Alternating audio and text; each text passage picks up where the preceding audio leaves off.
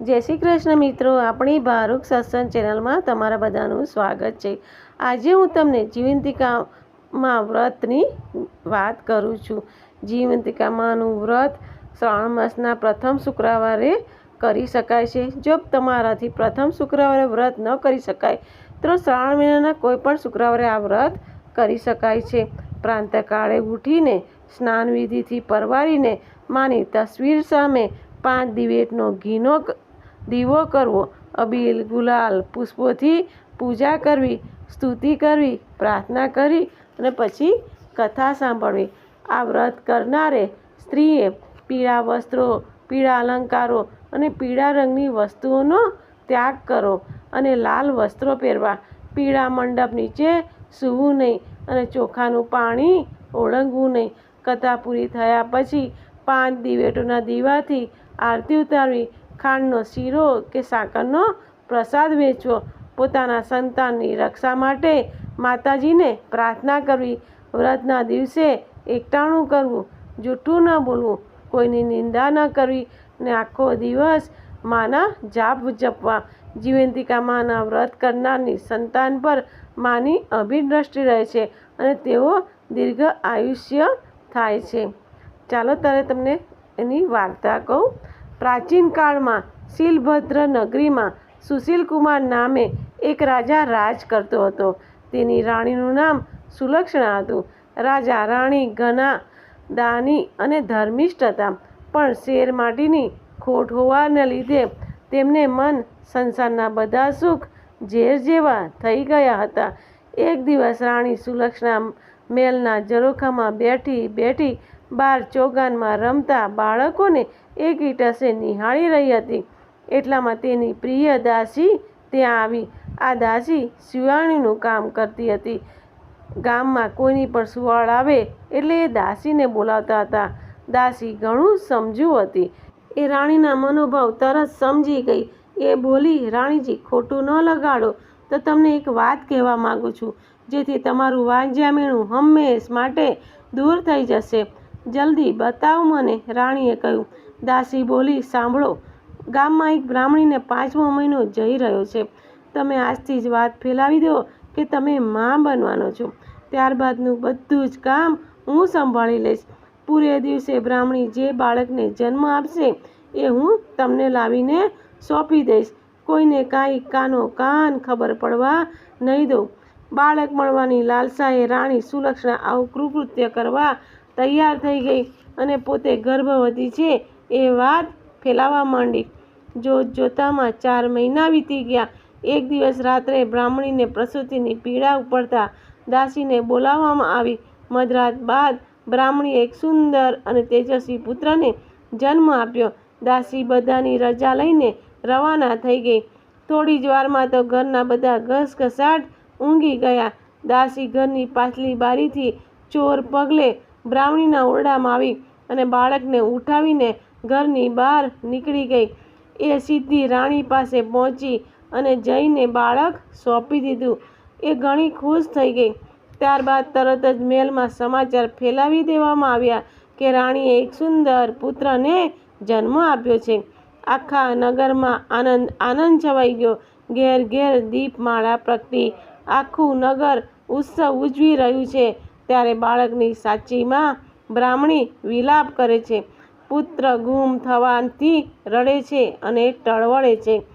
ત્યારબાદ બ્રાહ્મણીએ જીવંતિકા માનું વ્રત શરૂ કર્યું।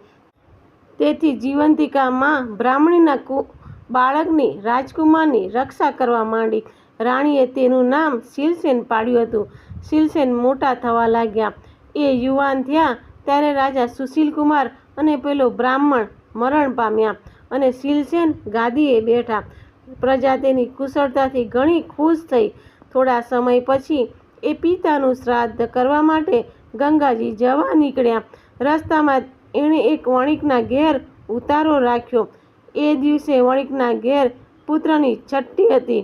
ઘરના બધા ઊંઘી ગયા હતા ત્યારે માં જીવંતિકા શીલસેનનું રક્ષણ કરતા બારણા પાસે ઊભા હતા। એ વખતે વિધાતા વણિક પુત્રના લેખ લખવા આવ્યા। માં જીવંતિકાએ વિધાતાને પૂછ્યું કે શું લખશો? ત્યારે વિધાતાએ જવાબ આપ્યો કે આ બાળક કાલે મરી જશે. આ સાંભળી માં જીવંતિકાએ કહ્યું કે જ્યાં મારા પગલાં પડે ત્યાં અમંગળ કદાપી ન થઈ શકે. માટે આ બાળકનું 100 વર્ષનું આયુષ્ય લખજો. વિધાતાએ માં જીવંતિકાની આજ્ઞા માથે ચડાવી.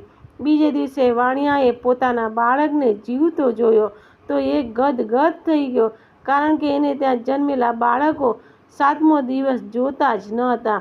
એને ખાતરી થઈ ગઈ કે આ બધું આ મુસાફરનો જ પ્રતાપ છે.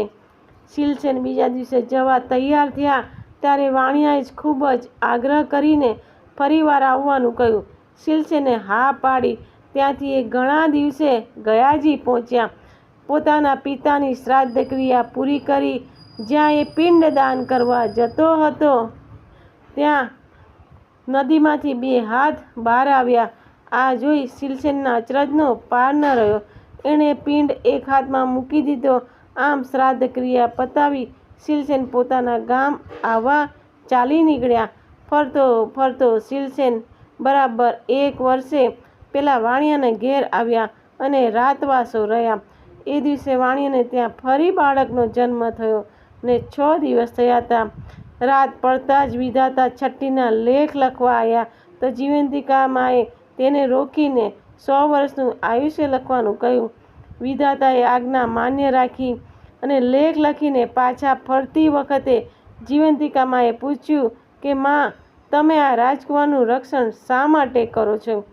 આ ક્ષણે શીલસેનની આંખ ઉઘડી ગઈ અને આ સંવાદ સાંભળવા લાગ્યા. માં જીવંતિકાએ કહ્યું કે આ બાળકની માતા મારું વ્રત કરે છે, આથી હું એનું રક્ષણ કરું છું. આ સાંભળી શીલસેન વિચારમાં પડી ગયા. તેની માતા કોઈ વ્રત કરતી હોય તેવું તેને ક્યારેય યાદ ન હતું. છતાં તેને માતાને પૂછીને ખાતરી કરવાનું નક્કી કર્યું. ઘણા દિવસ એ પોતાના રાજ્યમાં પહોંચ્યા. મહેલે જઈને માને પૂછ્યું કે માં, તું કયું વ્રત કરે છે? માએ હસીને જવાબ આપ્યો કે હું કોઈ વ્રત નથી કરતી. આથી શીલસેનને શંકા પડી કે આ મારી સગીમાં નથી. પોતાની માને શોધી કાઢવા માટે તેને શ્રાવણ માસના પ્રથમ શુક્રવારે આખી નગરીને જમાડવાનું આમંત્રણ આપ્યું. સાથે સખત સૂચના આપી કે દરેકે પીળા વસ્ત્રો પહેરવા. બધા જમવા આવ્યા ત્યારે શીલસેને આજ્ઞા કરી કે નગરમાં તપાસ કરો કે કોઈ રહી નહીં ગયું ને. થોડીવારે અનુચરોએ આવીને કહ્યું કે આ બ્રાહ્મણી પીળા વસ્ત્ર પહેરીને આવવાની ના પાડે છે. આજે એને પીળા વસ્ત્ર નહીં પહેરવાનું વ્રત છે. આ સાંભળી રાજકુમાર ગદગદ થઈ ગયા. તેણે તરત જ બ્રાહ્મણી માટે લાલ રંગના વસ્ત્રો મોકલ્યા. એ પહેરીને બ્રાહ્મણી આવી.